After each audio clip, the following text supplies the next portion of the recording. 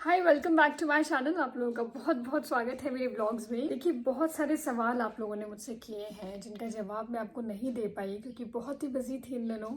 शादी हुई, उसके बाद में ससुराल में जाके सेटल होना और खुद को मेंटली एक नई एटमॉस्फेयर में एडजस्ट करने में थोड़ा टाइम लग गया। आप लोगों के क्वेश्चंस मैं देख रही थी, आप लोगों ने ब्लेसिंग्स दी, उसके लिए दिल से धन्यवाद। और मैंने सोचा इन सब के लिए मैं एक वीडियो बनाऊंगी और आप लोगों ने बहुत वेट किया, तो फाइनली आज वो दिन आ गया है जिसमें मैं आपके सभी सवालों के जवाब देने वाली हूँ।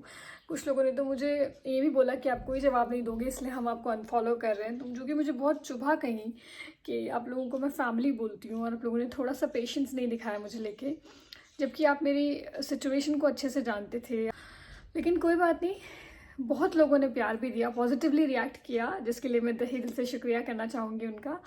और सवाल तो बहुत सारे हैं आप लोगों ने जो किए, लेकिन मैंने कुछ सवालों को पिक किया है जो कि मोस्ट ऑफ द टाइम आप लोगों ने पूछा है मुझसे। तो ऐसे मैंने कुछ 5 सवाल उठाए।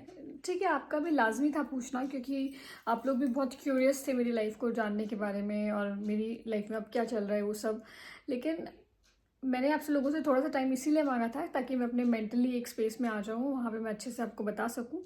तो अब देखिए, यही बोलूँगी कि बीती ताही बिसार दे आगे की सुध ले। अब क्योंकि हम बहुत आगे निकल आए हैं तो मुझे नहीं लगता उसकी कोई वैल्यू भी है, उसका कोई तुक रह जाता है। अब हम आगे निकल गए हैं तो हमें पूरी तरीके से निकल जाना चाहिए। और मैं आप लोगों को भी बोलूँगी, आप भी उस पुराने दौर को छोड़ के आगे बढ़ें, अपने नए चैप्टर में एंटर करें। आप भी किसी से ऐसे पुराने सवाल ना पूछें क्योंकि मैं ऑब्वियसली कंफर्टेबल नहीं होती हूँ जब आप मुझसे इस तरीके से सवाल करते हैं। It's okay. जब आप कभी अपने डेस्टिनेशन पे निकलते हैं, रास्ते में जब आप निकलते हैं तो एक्सीडेंट्स तो हो ही जाते हैं, तो इसे भी एक बुरा हादसा समझ के हमें भूल जाना चाहिए और हमें आगे बढ़ जाना चाहिए। हर हाल में हंसने का हुनर था जिनके पास, अगर वो रोने लगे तो कोई तो बात ज़रूर होगी। लव मैरिज है कि अरेंज मैरिज है? तो देखिए, ये लव और अरेंज दोनों है। ये एक बहुत बड़ी स्टोरी है, इसके बारे में मुझे आपको कभी डिटेल में बताना पड़ेगा क्योंकि फ़िलहाल तो मैं आपको सिर्फ इतना ही बता सकती हूँ कि जब मैं अपने हस्बैंड से मिली थी तो हम एक सोशल मीडिया प्लेटफॉर्म पे ही मिले। हमारी हाय हेलो हुई और उसके बाद में हम काफ़ी टाइम तक एक दूसरे को जाना पहचाना, हम बहुत सारी मुलाकातें हुई। और फिर जब हमें लगा कि हम वाइब मैच कर रहे हैं, एक दूसरे के साथ में हम अच्छे से कनेक्ट कर पा रहे हैं, तो हम लोगों ने डिसीजन लिया और आज I am happily married, touchwood. और मेरे ससुराल के बारे में मैं आपको ये बताऊंगी कि हम मेरी 2 ननद हैं और जो कि यूएस में रहती है, और उनके साथ मेरे को ज़्यादा रहने का टाइम तो मौका नहीं मिल पाया है, लेकिन मुझे लगता है जल्दी ही मिलेगा। और मेरी सासू माँ हैं और मेरे ससुर जी हैं जो कि मेरे साथ में ही रहते हैं और उनका थोड़ा झरिया में भी काम रहता है, तो वो कभी झरिया अहमदाबाद रहते हैं। और मैं गुजराती बहू हूँ तो गुजराती फैमिली से हूँ। मुझे पता है आजकल ढोकला, फाफड़ा, थेपला, भाकरी, इन सबसे भली भांति परिचित हो गई हूँ कि गुजराती लाइफस्टाइल में एंजॉय कर रही हूँ। हाल तो मैं अपनी मम्मी के घर पे हूँ, नहीं तो मैं आपको वहाँ पे रहती तो मैं अपना होम टूर भी करवाती। जहाँ आप लोगों ने एक और सवाल किया कि क्या पॉइंट्स को ध्यान में रखें जब हम एक लड़के को चूज़ करें या अपने लाइफ पार्टनर को चूज़ करें। देखिए, ये सबका अलग अलग है, ये डिपेंड करता है कि आपकी प्रायोरिटीज़ क्या है लाइफ में। आप अपने अकॉर्डिंग डिसीजन लें, किसी और का फॉर्मूला आपके ऊपर काम नहीं करेगा।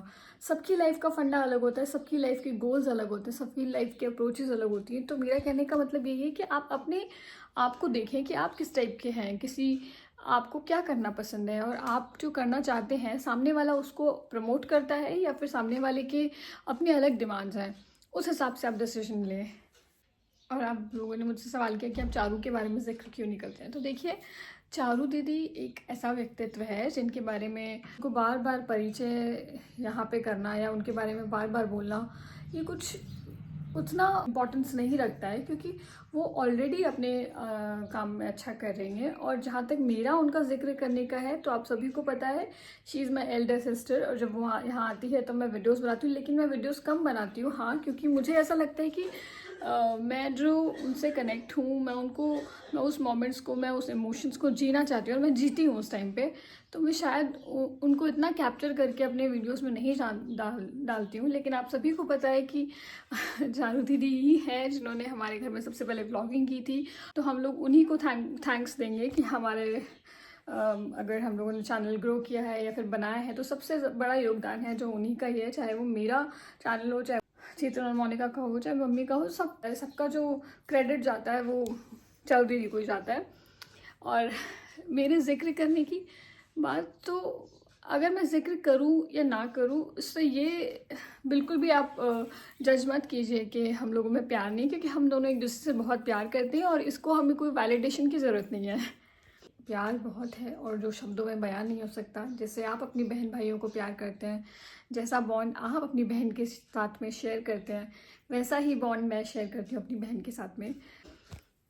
और एक और लास्ट क्वेश्चन अब मैं लेने वाली हूँ। आप लोगों ने मुझे बोला कि आप वेजिटेरियन हैं कि नॉन वेजिटेरियन हैं। तो देखिए, मैं वेजिटेरियन हूँ, लेकिन कभी कभी जब हम बाहर घूमने जाते हैं तो आपके पास में वेज में इतने ऑप्शंस नहीं होते।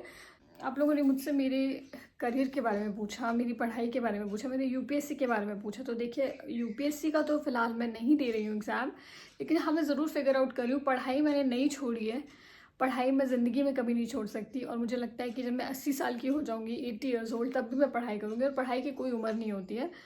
तो मेरा यही कहना है कि पढ़ाई चालू रहेगी। एग्ज़ाम्स, हाँ एग्ज़ाम अब नहीं दे रही हूँ, और उसमें भी मैं कुछ फिगर आउट कर रही हूँ कि मुझे अभी आगे क्या करना है। तो फिलहाल मैं आपको इतना क्लियरली नहीं बता सकती कि मैं अब क्या करने वाली हूँ पढ़ाई में। और देखिए, आप मेरी फैमिली थे और रहेंगे, और आप सब लोगों से मेरा यही निवेदन है कि आप लोग भी सिर्फ अच्छी बातों को याद रखें और आगे बढ़ें। इससे आपकी ज़िंदगी भी आसान हो जाएगी और सामने वाले को भी हिम्मत मिलेगी। और जो लोग मुझे नेगेटिव कमेंट्स करते हैं, मेरी पर्सनल लाइफ के बारे में नेगेटिव बोलते हैं, उनको सिर्फ यही बोलूँगी कि हो सकता है आपकी लाइफ में कुछ बहुत बुरा हुआ होगा, और उससे निकलने के लिए आप इतने कड़वे और इतने बिटर हो गए कि आप दूसरों को भी बुरा बोलते हैं, लेकिन वो कोई सोल्यूशन नहीं है। आप अपने आप को लाइफ में थोड़ा सौम्य बनाएं, बस यही कहना चाहूँगी। और जो एक्चुअली जिसका जैसा नेचर रहता है वो वैसे ही कमेंट्स करता है, और हमें उस पर टाइम वेस्ट नहीं करना चाहिए। बहुत ही दिल से उन लोगों को धन्यवाद दूंगी जिन्होंने मुझे इतने अच्छे अच्छे ब्लेसिंग्स दिए हैं। मुझे मतलब मैं आई एम ओवरवेल्म्ड। मुझे इतने सारे कमेंट्स आए, इतने सारे डीएम आए शादी के बाद में, मुझे लोगों ने इतना प्यार दिया, हर एज के लोगों ने मुझे प्यार दिया। और कोई सवाल मुझे लगा जो बहुत इंपॉर्टेंट है और मिस हो गया है, तो आप मुझे इस वीडियो के नीचे कमेंट सेक्शन में बता सकते हैं। मैं अपने नेक्स्ट वीडियो में कहीं ना कहीं आपके एक दो सवाल और ले लूँगी। फिलहाल मुझे लगता है कि जो मोस्ट इंपॉर्टेंट और बहुत बार जो पूछे हुए सवाल थे वो मैंने ले लिए हैं इसमें। और अगर आप किसी सवाल के जवाब से सेटिस्फाइड नहीं हैं, या आपको लगता है कि उसके बारे में डिटेल में बात करूं, तो आप मुझे वो भी बता सकते हैं। फ़िलहाल मुझे जो बोलना था, समझदार आप समझ गए होंगे। आप लोग बहुत इंटेलिजेंट हैं, जनता सब जानती है, वो तो इमोशंस और एक्सप्रेशन से समझ जाती है कि इंसान क्या बोलने वाला है। तो आप लोग भी समझ गए होंगे कि मैं क्या बोलना चाह रही हूँ। शुक्रिया करती हूँ आप लोगों का कि मुझे इतना प्यार करते हैं आप लोग, और इतना हौसला दिया आप लोगों ने। तो ये थी मेरी स्टोरी अभी तक की। और अब आप लोगों से भी यही कहूँगी, जो होता है अच्छे के लिए होता है। इसे अगर कुछ गलत आपके साथ हुआ है तो भगवान ने बहुत सोच समझ के कुछ देख रखा है आगे जो आप नहीं देख पा रहे हैं, और वो आपकी लाइफ में कुछ बहुत बेहतर करना चाहता है, इसलिए वो थोड़ा सा आपको अनकंफर्टेबल कर रहा है। तो आप बस भगवान पे भरोसा रखें एंड और आगे बढ़े लाइफ में। Thank you.